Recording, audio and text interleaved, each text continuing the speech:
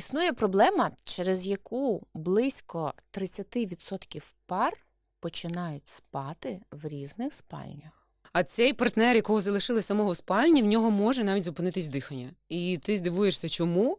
Насправді це сьогодні в нас буде питання, про яке дуже багато людей думає, що це нормально. І взагалі не займаються вирішенням цієї проблеми. Сьогодні ми говоримо про храп, сьогодні ми говоримо про зупинку дихання у вісні.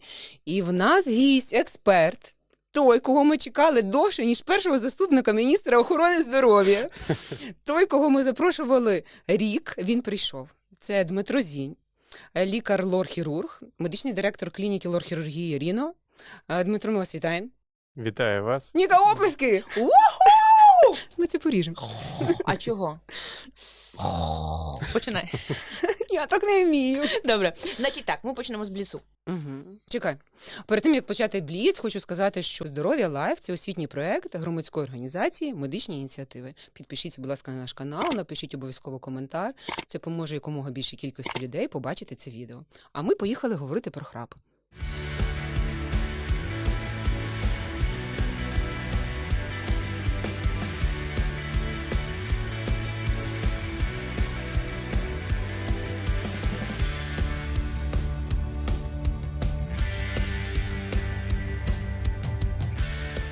Храп – це проблема, яка якось передається генетично, тобто з нею народжується, чи це щось протягом життя набуває людина?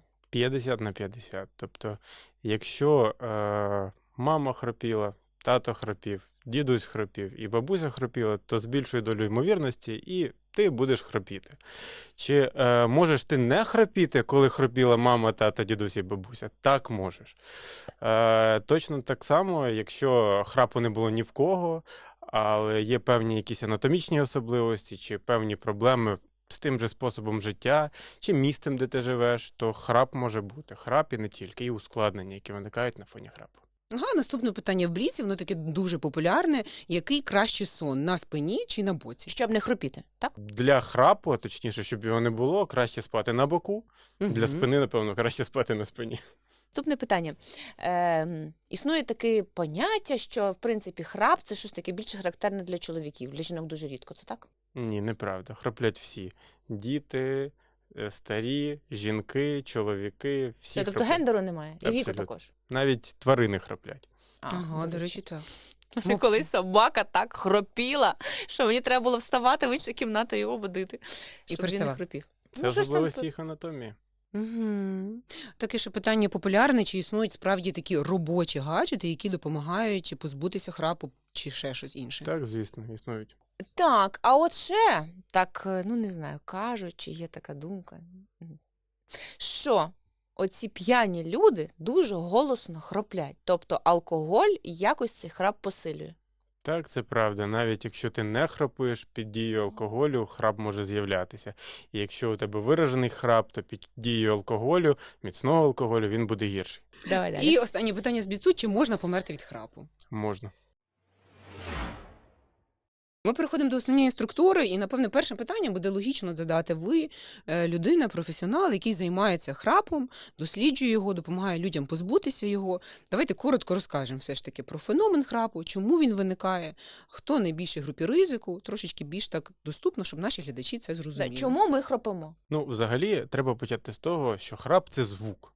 Це звуковий феномен, який виникає за рахунок вібрації м'яких тканин. У нас від кінчика носа до легень, до нижніх дихальних шляхів проходить повітря.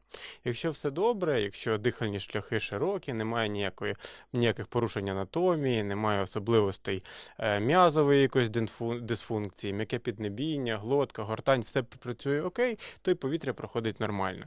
Як тільки з'являються якісь порушення анатомії або звуження дихальних шляхів,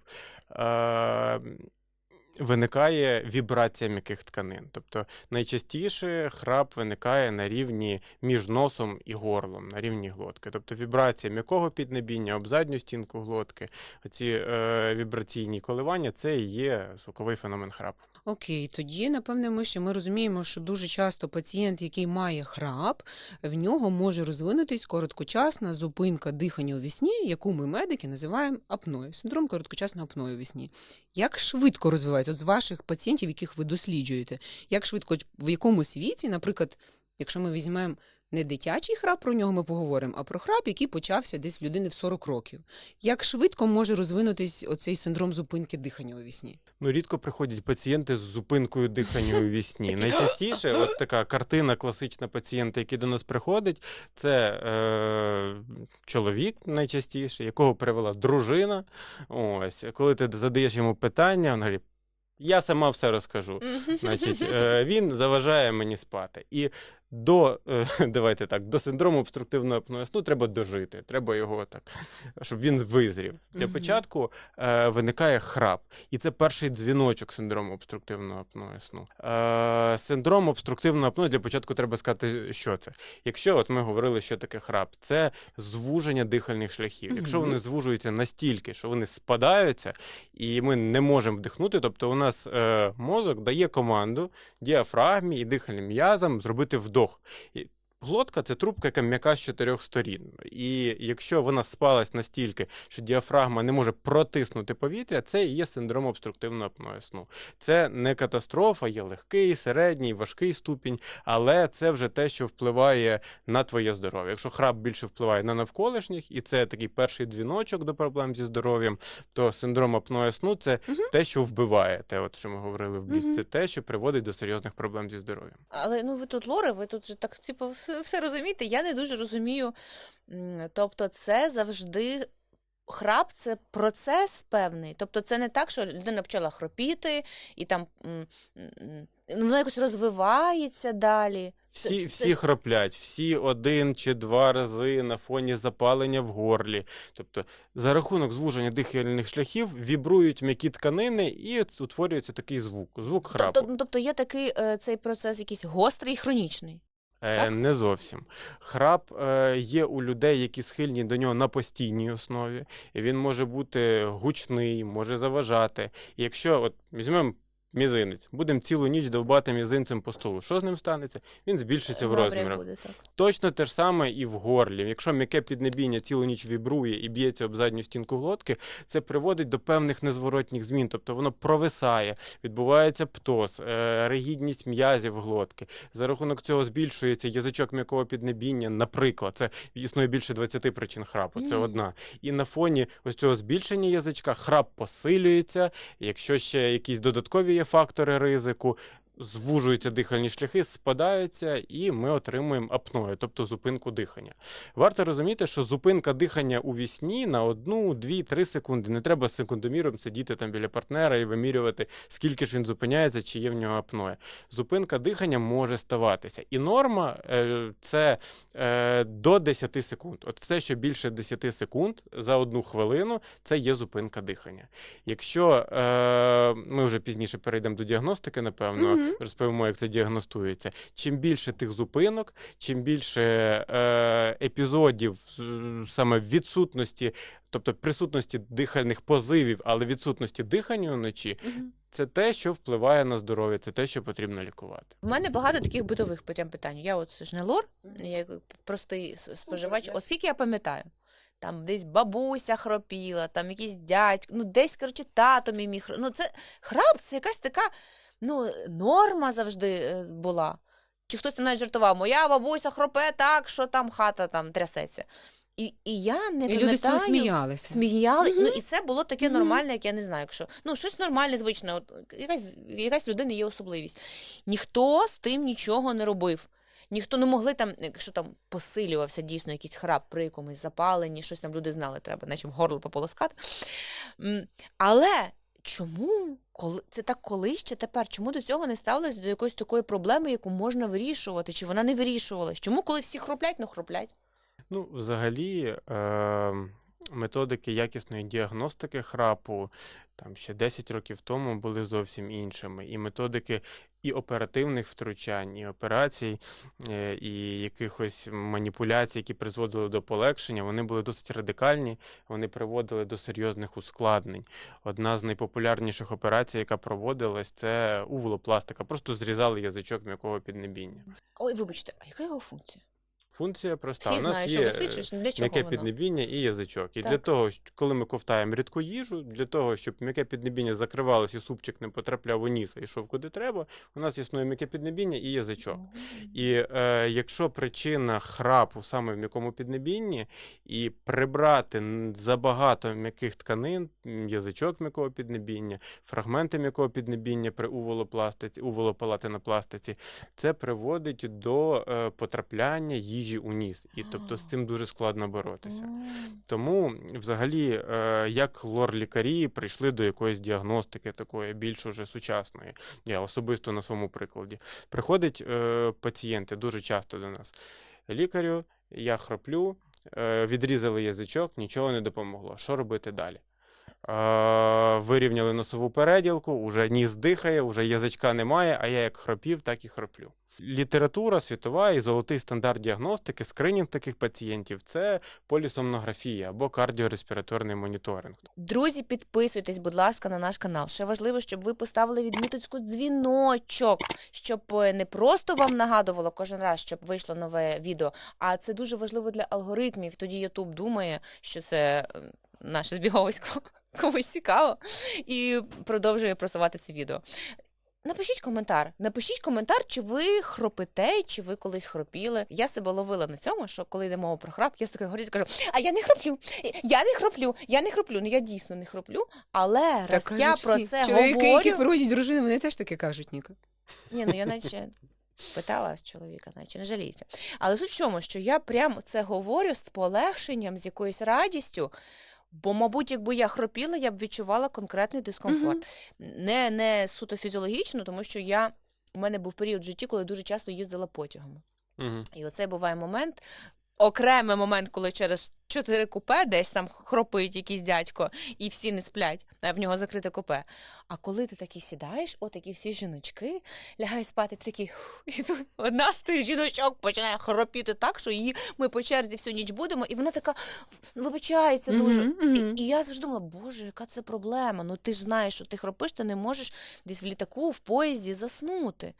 То що ж таке служить причиною? Які оце можуть бути такі розлади, там, не знаю, порушення функціональні, щоб людина вже знала, раз в мене таке, це може призвести до храпу. Ми зараз ще не говоримо про зупинку дихання, про те, що це дуже сильний дискомфорт в комунікації. Причин храпу дуже багато. Їх більше 20.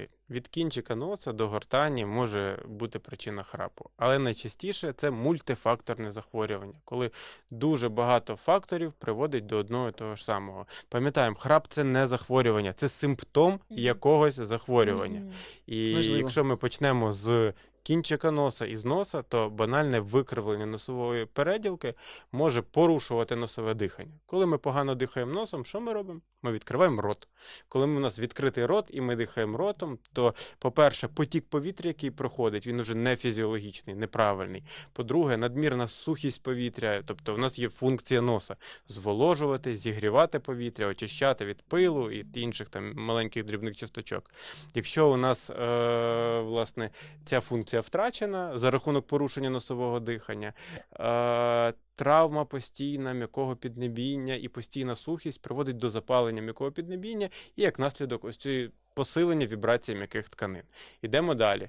Якщо ми навіть дихаємо носом добре, але батьки нас нагородили особливостями анатомії, то у нас може бути досить велике, об'ємне м'яке піднебіння і язичок м'якого піднебіння.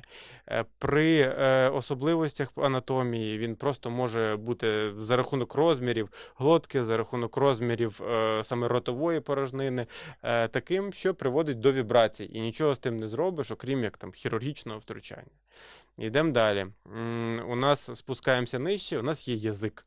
Є така красива у анестезіологів шкала Малампаті, де вони визначають, важко інтубувати пацієнта чи легко інтубувати перед операцією. І все залежить від об'єму язика і кореня язика. То буде їм гарно видно дихальні шляхи під час інтубації чи погано. Так само і ми. Ми по цій шкалі визначаємо ризики і схильності до храпу. Насправді, коли приходить пацієнт на консультацію, Деколи скарги абсолютно інші. Він відкриває рот, і ти уже з вірогідністю 90% можеш сказати: ви хропите? Він говорить: да. А чому ж ви на це не скаржитесь? Та, якось, не знаю, нікого це не турбує. Ну, жінка мала б скаржитись, я не скаржусь.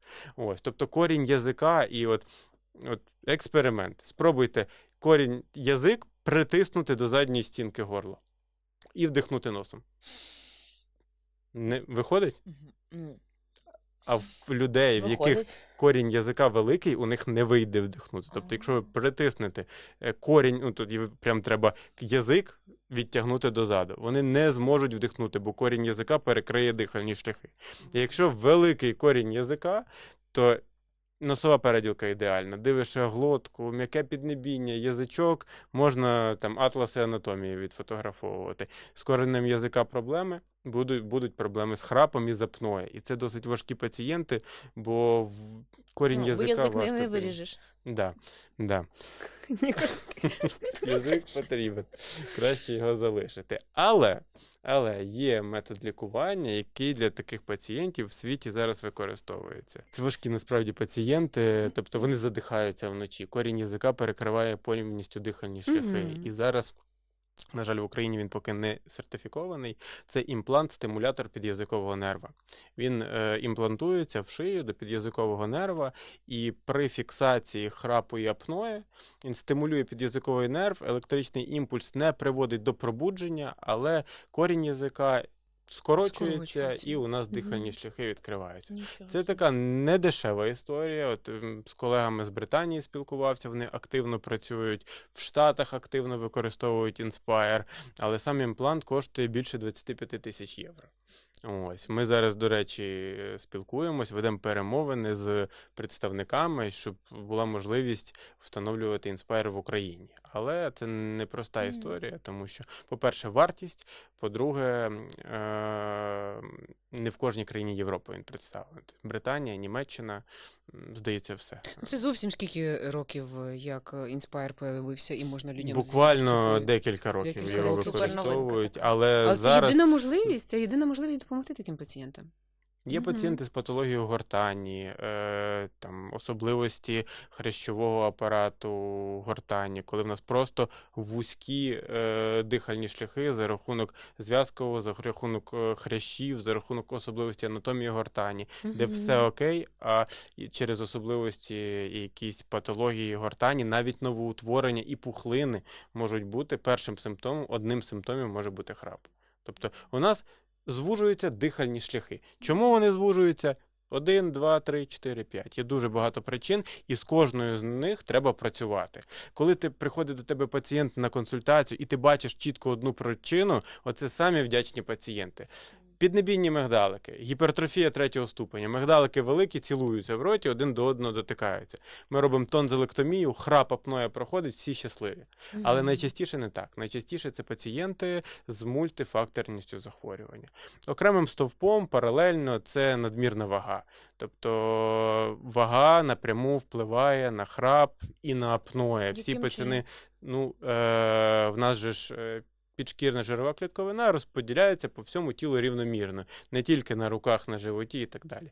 І дихальні шляхи, м'яка трубка, пам'ятаємо, підшкірною клітковиною жировою вона здавлюється, місця стає менше, і чим більший у нас індекс маси тіла, тим більший ризик храпу і апноя на фоні збільшення маси тіла. І це працює навпаки. Якщо ти набрав вагу, з більшою долею ймовірності храп в тебе посилиться. Але якщо ти вагу скинув, то з більшою долею ймовірності храп у тебе зменшиться. Нічого не роблячи. Ніяких операцій, ніяких вправ, нічого. Клімат впливає. Тобто, знову ж таки, по принципу роботи носа. Якщо у нас в спальні буде вологість нижче 40%, якщо у нас буде 28 градусів у спальні, то це буде приводити до сухості і запалення слизових. Запалені слизові збільшуються в об'ємі і в розмірі, здавлюють дихальні шляхи і приводять до храпу.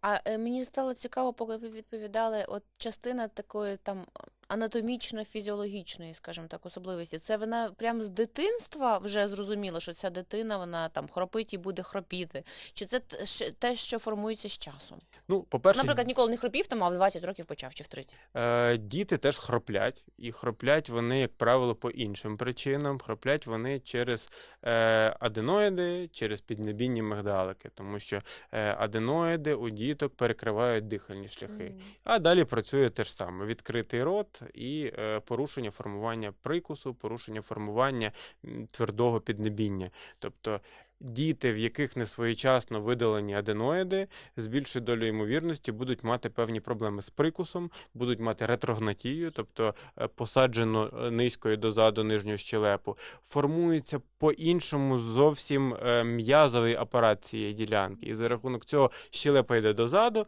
місця в горлі стає менше, і ми отримуємо цей Боже, симптом. тобто в даній ситуації те, що ви говорите, це такі батьки, які кажуть, моя дитинка, в неї там не хочу операції її зробити, нехай переросте, в неї повністю міняється кістково-м'язова структура по факту, і тільки Прикус ускладнюється важливо її дуже. життя. А в нас, до речі, у нас є колега з Дмитром Руденька Катерина. І вона каже, що це насправді батьки-егоїсти. Тому що вони ж не Так. думають про те, що дитині операцію зробити і наскільки це користі принесе. Вони за себе переживають, бо їм страшно, що дитинці буде погано. Краще я буду таке таким неприйняття хорошим. свідомих рішень. Але це дуже важливі меседжі сьогодні, тому що 50%, напевне, батьків не хочуть робити операцію і хочуть, щоб її не провести, роблять все. Ну, я думаю, що в цьому винна там радянська медицина, і ті, 100%. кому видаляли аденоїди під місцевим наркозом, ніколи не поведуть туди свою дитину. Зараз Травматична це така робиться подія. абсолютно для діток весело, подихали газом, заснули. І знову ж таки, у мене був кейс з дитинкою з апноє, зупинками дихання у вісні, піднебінні мигдалики заходили один за одний. Він не міг не то, що в нього був храп з апноє, він не міг Ковтати їсти і нормально. ковтати нормально. Ну, це батьки запустили цю всю історію. Аденотомія, тонзилектомія. І Видалили мигдалики, видалили аденоїдну тканину. І все, дитина здорова. Ну, мабуть, це важливо сказати. А це тільки в вашій клініці? Чи, в принципі, є вже така тенденція там в різних державних клініках, що нема оцього страхіття, коли дитину там хапають за руки, за ноги і з неї виривають? Вже підхід цей помінявся страшний, Дивіться, МОЗ садистичний? заборонило зараз під місцевою анестезією Ох, робити Боже, як це аденотомію. Мгм. Тому Тобто це на заборонено, щастя. так? Вже такого не буває, що дитину... Ще коли я проходив інтернатуру, я таке бачив. Але зараз, на щастя, цього вже ніхто не проводить. Вже ті лікарі на пенсії, Мгм. скоріш за все. Як це чудово. Оце Чудово. хороша новина. Тобто батькам треба бути відповідальними Мгм. і нести відповідальність за те, що в подальшому, що є речі, які дитина не переросте, а їй буде тільки гірше. Але Ну, це- важливо зазначити, напевно, що не всі Ой, тільки аденоїди хотіла треба це видаляти. сказати. Бачите, який у вас меч? Тому що аденоїди – це нормально. І в вас були, і в вас, Олена, і Так. в мене. Це абсолютно не проблема. Проблема не в аденоїдах, а в тому, наскільки вони впливають на носове Мгм. дихання, наскільки вони перекривають дихальні шляхи. Це видно. Коли це обструктивне апноє, це видно, тому що є спроби вдихнути, але немає можливості вдихнути. Організм починає бити. Чому це так небезпечно? Тому що коли у нас на фоні храпу виникає апноє, зупинка дихання у вісні, і вона більше 10 секунд, організм б'є тривогу, виділяються гормони стресу, виділяється кортизол, виділяється адреналін. І організм говорить тобі буквально: прокинься, бо ми зараз помремо. Падає насичення крові киснем, і коли міняється склад газів крові, тільки тоді ми прокидаємося. Тобто, якщо ми були в глибокій фазі сну, ми переходимо в поверхневу фазу сну. І нормального циклу сну при апное немає. Ці люди не відпочивають. Є такий опитувальник стандартний, який заповнюють пацієнти перед візитом з зупинками дихання у вісні, де їм задаються наступні питання. Як ви себе почуваєте зранку? Чи вистачає вам сну? Чи освіжаючий цей сон? Якщо ви їдете за кермом і зупиняєтесь на світофорі, чи не засипаєте ви за кермом? І більшість пацієнтів з апноє засинають за кермом. Більшість пацієнтів з зупинками дихання у вісні сплять в тролейбусах, в трамваях. Тобто через те, вони... що якість сну дуже Бо погана. немає, вони не попадають в глибоку фазу сну. А людина собі така думає, це все через те, що в мене стрес, Втома і війна, стрес. а там шахеди. Але ти розумієш, в чому ще проблема, що вони ще потрапляють в такий замкнутий круг, їм треба скинути вагу, а вони ще більше за рахунок того, що порушення циклу сну, виникає ще гормональний дисбаланс, і вони ще більше набирають вагу. І ти повинен якимось чином допомогти людині розірвати цей замкнутий круг. Для того, щоб скинути вагу, повинен працювати соматотропний гормон, який виділяється якраз таки вночі, коли ми Власне. спимо. Коли Мгм. ми спимо неякісно, то соматотропний гормон дозволяє діткам рости, а дорослим дозволяє тримати в тонусі і скидати вагу. Якщо він не виділяється, то, відповідно, досить важко скинути вагу. І ці І апетит пацієнти... в них більший ще. Тобто їм в рази важче вже скинути вагу, ніж людина, яка не хропить і хоче скинути вагу. Розумієш? Це особливо важкі пацієнти, але є Мгм. пацієнти, які банально сплять на колінах, ось так прям впершись локтями на ліжко, і тільки таким чином вони можуть заснути. Тобто до мене колись прийшов пацієнт, і він говорив: в мене вже коліна болять спати. Коліна болять спати пов'язано з тим, що окрім як сидячи на підлозі на колінах і спершись ліктями на ліжко, по-іншому він спати не може, бо дихальні шляхи спадають. Тоді мені Понятно. цікаво, як людина, якщо вже вона такий дискомфорт має, чому вони не йдуть до лікарів? Ну, Чому? приходять, бачиш? Приходять, Але але- через коли вже коліна болять спати. Ну, це от проблема це- нашого суспільства в відношенні до Бо медицини. відношення до Мгм. храпу. Ну, І до дійсно, храпу, зокрема. храп це якийсь такий ніби жарт, ай, хто не хропів, ай, п'яний хропить чи голосніше, ха-ха-ха. Але зараз нас подивились глядачі, у яких є дійсно граб, і їх зацікавило питання наступне. Яким чином, ви назвали багато причин, навіть ще не всі, які, можливо, бо ви назвали 20, яким чином все-таки можна зрозуміти, як діагностувати, в чому причина там особисто в конкретному якомусь кейсі? Як почати діагностику храпу? З чого це ми робимо? Ну, для початку проводиться комплексна діагностика. Це завжди похід до прохідності. лора, давайте Звичайно, почнемо з того, що звичайно. Це повинен До лора Мгм. або до лікаря-сомнолога. Тобто Мгм. дуже Ось, часто до речі. є лор-лікарі, які отримали спеціалізацію, Мгм. лікарі-неврологи, які отримали спеціалізацію, і вони, власне, займаються діагностикою храпу в повній мірі. Єдине, що, на мою думку, без повноцінного огляду лор-лікаря, тобто прохідності банально-дихальних шляхів, ми не можемо дати відповідь на причину храпу. Ми можемо зробити певні обстеження, ми можемо сказати важкість, ступінь, але без огляду лор-лікаря ми не скажемо точно причину. Під час огляду ми, знову ж таки, так як і причини, від кінчика носа до гортані. Ми проводимо комплексний лор-огляд, вухо, горло, ніс подивилися, провели ендоскопію носа, носоглотки, провели обов'язково ендоскопію гортані. У мене були кейси у пацієнтів з новоутвореннями гортані, де там дівчинка молода, 20 років, з ідеальним індексом маси тіла, прийшла зі скаргою на храп. Ніс – норма, глотка – норма, все окей. Ендоскопія гортані показала доброякісне новоутворення, і от симптомом, власне, був храп. Якщо пацієнти скаржаться на зупинки дихання, не завжди вони на це скаржаться. Деколи ми виходимо на цю історію під час консультації. А як ви спите? А чи є зупинки дихання? І тут важливо, напевно, от саме на цю консультацію, якщо є можливість, залучити партнера, з яким ти проводиш час уночі. Або, по можливості, записати. Зараз є дуже багато девайсів, той Apple Watch, який може показати нам якість нашого сну, як ми спали, скільки ми хропіли, як мінявся пульс, як мінялась варіабельність пульсу. І це напряму впливає. Коли ми бачимо, що у пацієнта є підозра на зупинки дихання у вісні, таких пацієнтів, навіть коли викривлена переділка, він прийшов просто з носовим диханням, з порушенням носового дихання, ми їх оперувати не можемо, коли є підозра на апноє. Тому що апноє, важка ступінь, це протипоказ до хірургії. І що тут? Чекайте. Храп призводить до апної, зупинки дихання. Треба щось робити. Якщо у вас є апноя і є ще інша причина, то не можна це робити. Не можна оперувати пацієнтів з важким апноє. Є методика лікування, це називається CPAP-терапія. Ви ж зрозумієте, що таке апноє? Це зупинка дихання. Так, Є так треба ж пацієнти, прооперувати. у мене є пацієнти, які не дихають в сумі по 4 години за ніч.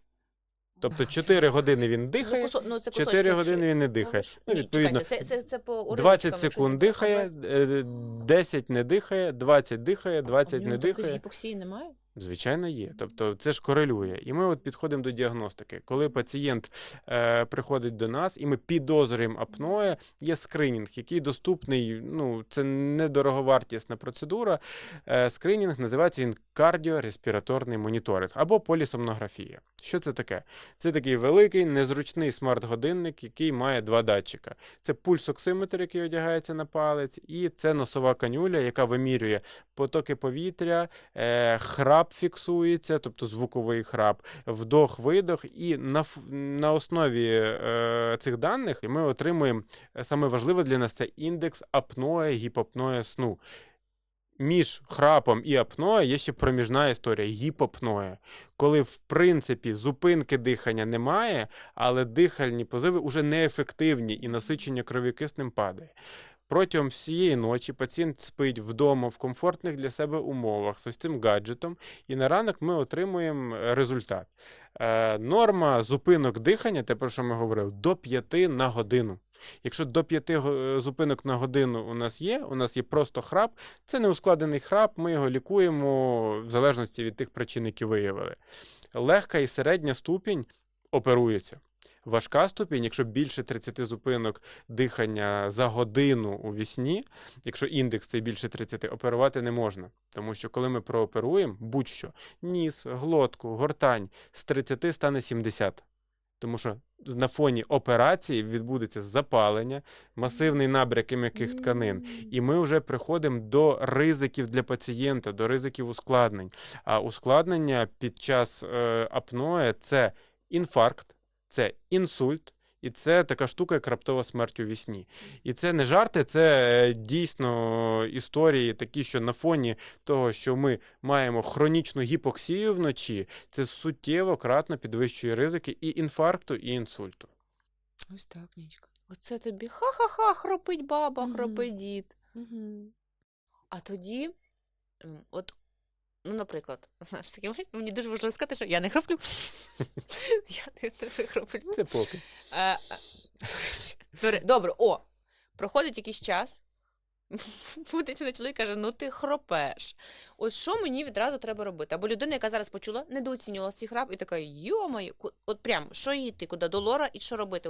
Оцю діагностику, про яку ви сказали? Ну, дивіться, якщо ти там після вживання алкоголю або десь на фоні якогось ГРВІ захропів, нічого страшного в цьому немає. Там періодично похрапувати – це допустима історія. Але якщо цей храп приводить дискомфорт вам чи вашому партнеру... Він якийсь же регулярність. Так, напевно, якщо є якась регулярність, або ти відчуваєш розбитість, невиспаність, неосвіжаючий сон, проблеми з артеріальним тиском, до речі, некупована артеріальна гіпертензія, однією з причиною є храп з синдромом апноe сну. Тому що, повертаючись назад, на фоні гіпоксії гормони стресу виділяються, адреналін, кортизол, і росте артеріальний тиск. І які б ти медикаменти не пив від артеріального тиску, тиск буде рости, бо причина цього не в проблемах там з серцем, а причина саме в виділенні гормонів стресу. Оце тобі храпчик. То що, йти відразу перевірятися? Та звісно. От будь-хто, хто зараз нас почув і знає, що він Мгм. хропить і ніколи не був лікаря, йти на Абсолютно. діагностику і шукати причину, коли вже є храп, там регулярність має. Я ще хотіла, ви так гарно підсвітили про те, що коли ми маємо індекс апноe великий, не оперувати пацієнтів. Я теж хотіла Як запитати, а що часто? робити? А що... У нас давай, сьогодні давай. потрійний. Давай. Я хотіла, щоб озвучили ви зараз людям, які слухають, коли їм пропонують оперуватись, вони ж, не всі знають, наскільки часто приходять пацієнти прооперовані, не вас, там, колегами нашими, і в них погіршення з храпом. Взагалі, підходячи до хірургії, треба констатувати факт, що без зміни способу життя, а пацієнти з апноe, з зупинками дихання у вісні, вони всі дуже мають певний багато. специфічний Вони- зовнішній вигляд. Давайте почнемо з того, В що них це... всіх підвищений індекс маси Так. тіла. Вони мають певні проблеми з Мгм. вагою в більшості випадків. І прооперувавши таких пацієнтів і не скоригувавши спосіб життя, з більшою долею ймовірності, на етапі 3-5 років ми отримаємо рецидив тієї ж самої проблеми. Для пацієнтів з важким ступенем апноe, та навіть середнім, те, про що ми говорили, це скринінг. Він говорить, є, немає, легка, середня чи важка. І якщо ми бачимо навіть середню чи важку, далі і запускається уже більш прицільна діагностика. Що можна зробити, як можна визначити причину і причину храпу, причину апноe і чи можна оперувати. Якщо маємо важкий ступінь, робимо повноцінну полісомнографію. Полісомнографія має 12 каналів, там уже датчик електроенцефалограми ЕЕГ, там уже датчик рухів, ЕКГ в тому числі, датчик рухів діафрагми, міооколометрія, дуже багато показників, які можуть сказати нам характер і причину обструктивного або центрального апноe сну, тому що є дві причини апноe сну, порушення дихання вночі, відсутності дихання. Центральна – це коли мозок не дає команду вдихнути, і тоді діафрагма не буде рухатись. Є дуже багато пацієнтів, зараз, на жаль, військові, після контузій, ми спостерігаємо дуже дуже збільшену кількість пацієнтів з центральним апноe сну. На фоні контузії таке стається.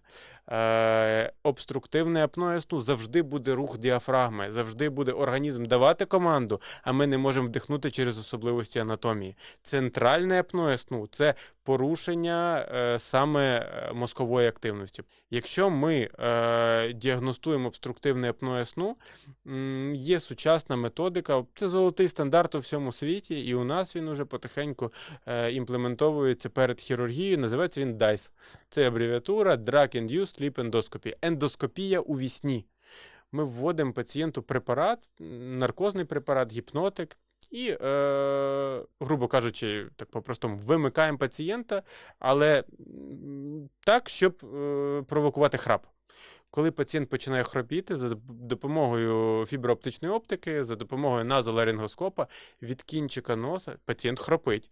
Не прокидається від цього обстеження. Ми від кінчика носа до гортані можемо пройтись і оцінити ту зону, яка найбільше впливає на формування ось цих вібрацій, коливань, або, якщо є апноe, де є повне звуження, де є спадіння дихальних шляхів. І в залежності від того, що ми побачимо на DISE, ми вже приймаємо рішення про об'єм, характер, а інколи взагалі доцільність операції. У мене нерідко були випадки, коли після DISE ми знімали пацієнта з операції. Тобто ми планували зробити діагностику, і якщо підтвердиться наш діагноз, провести якесь оперативне втручання. Ми проводили діагностику, визначали причину, наприклад, в кореню язика, або відсутність причини, тобто відсутність даних діагностики і плану операції, і просто закінчували на етапі діагностики, не проводячи хірургію. Таких пацієнтів менше зазвичай. Зазвичай все ж таки причина знаходиться, так? Причина знаходиться. Треба розуміти, що без нормального носового дихання ми не зможемо лікувати ось ту мультифакторність. Якщо окрім порушення носового дихання є проблеми з горлом, і це теж дуже важливо відмітити і для пацієнтів, і для хірургів, напевно, оперувати ніс і горло одночасно не можна. Тому що ефективність операцій на горлі суттєво падає. Ці пацієнти, по-перше, якщо є навіть маленький ступінь апноe, а ми закриємо ніс тампонами, силіконовими трубками, накладемо 15 швів на м'яке піднебіння, то в нас буде точно важке апноe. І пацієнтів, яких ми оперуємо в такому стані, ми готуємо, ми використовуємо в передопераційному і післяопераційному періоді спеціальні пристрої, які запобігають апноe. Це СІПАП-терапія. Це терапія позитивним тиском. А мені щось стало, знаєте, що Засумувала ти дуже. Я засумувала Так за починала пацієнтів, весело. отих, Мгм. які ви сказали, історія. що їх не через Апноe важку кількість. ступінь апної, так, Мгм. неможливо прооперувати. А що їм робити тоді? На даному етапі, оце те, якраз чого ми торкнулися, найкращим виходом, найкращим варіантом лікування пацієнтів – це пристрої СІПАП або аутопап називається. Це СІПАП-терапія. Одягається маска, одягається пристрій, який моніторить протягом всієї ночі, як ти спиш, і коли бачить апноe, зупинку дихання, він нагнітає в маску тиск, який продавлює дихальні шляхи. В понеділок я проводив якраз підбір СІПАП-апарата пацієнту, і він каже, я вперше за 10 років виспався. Я вперше, от зранку, в мене не болить голова, я відчуваю себе бадьоро і класно. Не всім підходять ці апарати. В мене був колись... Вибачте, ці апарати треба кожну ніч потім з ним спати? Так, це з вже ним типу назавжди? Дивіться, ти одягнув апарат, ти здоровий. Апарат тобі допомагає. Грубо кажучи, при ковіді таку штуку використовували. Це неінвазивна вентиляція легень. Така вона більш простіша, нам цього достатньо, але ти одягнув масочку, вона комфортна, вона крутиться на 360 градусів, і якщо там тобі треба поворухнутися, ти можеш це зробити, тобі її до щоки не пришили. Це не значить, що ти на все життя з нею от тільки кудись треба, зразу з маскою. треба поспати, але треба розуміти, поки ти одягнув маску, поки ти в СІПАПі з важким апноє, ти здоровий. Як тільки ти її зняв, все помінялось. Може, нікуди не зникне. Але питання в тому, що на фоні СІПАПа пацієнт може працювати з вагою. Є перелік міофункціональних вправ і тренувань для укріплення тонусу м'язів глотки, і завдяки цьому ми отримуємо покращення. Якщо ми з важкого ступеня зможемо на фоні корекції індексу маси тіла, на фоні нормалізації мікроклімату в спальні, на фоні вправ ми прийдемо до середнього ступеню, до легкого ступеню, ми можемо і прооперуватися, а можливо операції не потрібна буде. Це просто серйозна проблема, до якої треба дуже такий ретельний, Правильно. тривалий, правильний підхід. Що це не то, що прийшов, дали таблетку, все прийшло. Чи там ви тільки А всі ж аденоїди хочуть, забрали, а це ж, ну, прям... Ну, пацієнти навіть хочуть операції. От ви так сьогодні розповідаєте, сьогодні теж у нас були пацієнти, і я кажу, що треба ж вам спочатку моніторинг зробити, бо каже дружина, що є апноe, а вгадайте, що каже чоловік? Що, нема? Так.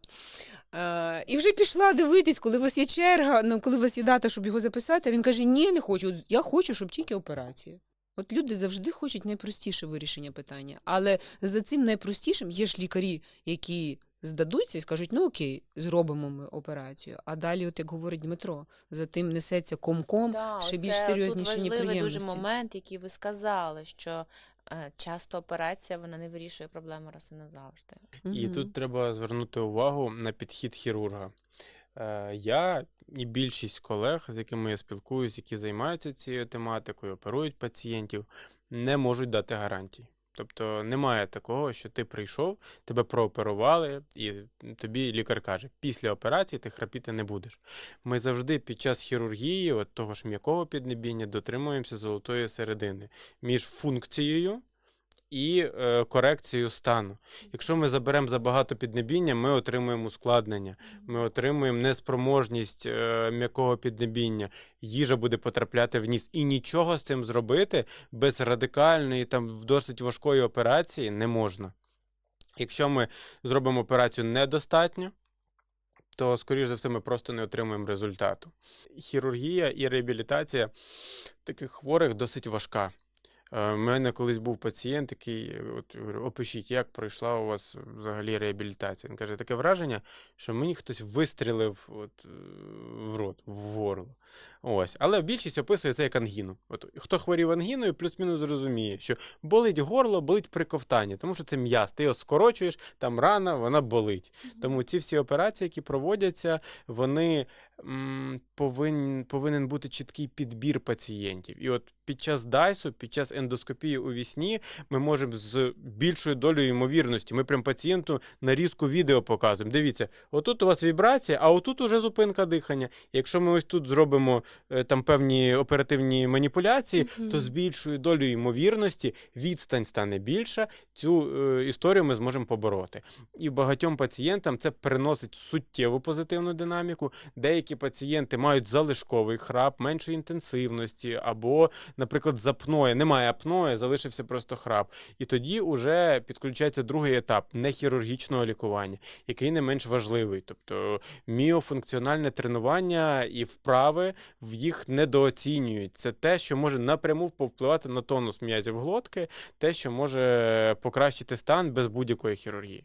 Я ще, дивіться, про що подумала. От якщо ми беремо людину, яка хропить, там, середньостатистичний якийсь там чоловік, не знаю, є апноє, нема, ну, він звик до цього, да, чомусь же він не звертався допомогою. І оця, послухав, да, операція, це як ангіну її переносити, а потім ще, може, не допоможе. Ай, не піду. Нормально і так. Такі ж люди роблять вибори. Абсолютно вірно. Але треба розуміти, що навіть не половина йде в операційну. Тобто пацієнти з храпом і з апноє починають свій шлях, як правило, з діагностики. От, я І правильно вони... чую? Діагностика – це найголовніше, що треба зробити всім, хто хропить. А вже далі робити вибір. Знову ж таки, повертаємося 10 років тому. 10 років тому всім підрізали язички. В тебе храп? Та, що там дивитися? Підрізаємо язичок. язичок, до речі, увулопластика ефективна по статистиці в 10% випадків. Тобто одному пацієнту з 10 допоможе увулопластика під місцевою анестезією. Навіть наркоз не треба давати для такої хірургії. Але 9, на жаль, вона не допоможе. Тому тут діагностика – це запорука нормального підходу до лікування. Знову ж таки, храп – це симптом. Ми не лікуємо симптоми. Ми лікуємо захворювання. Захворювання може бути анатомічні порушення, функціональні порушення, порушення там харчової поведінки, порушення мікроклімату в кімнаті. Це все оті 4 стовпи, давайте, на яких стоїть, власне, і ризики храпу, і ускладнень на фоні храпу. Хотілося б на кінець таку якусь надихаючу, мотивуючу історію послухати якийсь, можливо, випадок з вашого досвіду, який, можливо, буде таким поштовхом людей, які храплять, звернутися за допомогою. Це пацієнти, які зробили це завдяки своїм якимось там внутрішньому стержню. У мене є один пацієнт, в якого ми поставили середню ступінь апної і мультифакторність цього захворювання на фоні збільшеного індексу маси тіла. Ми йому розписали міофункціональні тренування, ми домовились про корекцію маси тіла, але знову ж таки треба зробити ремарку, що це не повинні бути якісь екстремальні, там, різкі зниження ваги. Тобто треба працювати з своїм здоров'ям, треба нормалізувати харчування, треба додати спортзал. І ось пацієнт якраз скористався цією історією, і на фоні зниження ваги в нього пройшло апноє, пройшов храп, і він щасливий, досі Прекрасно виглядає. Немає ніяких проблем. І каже, я почав жити по-іншому. Завдяки консультації лор-лікаря в мене повністю змінилось життя. Він став спортивний, підтягнутий, життєрадісний, а привело його до нас апноє.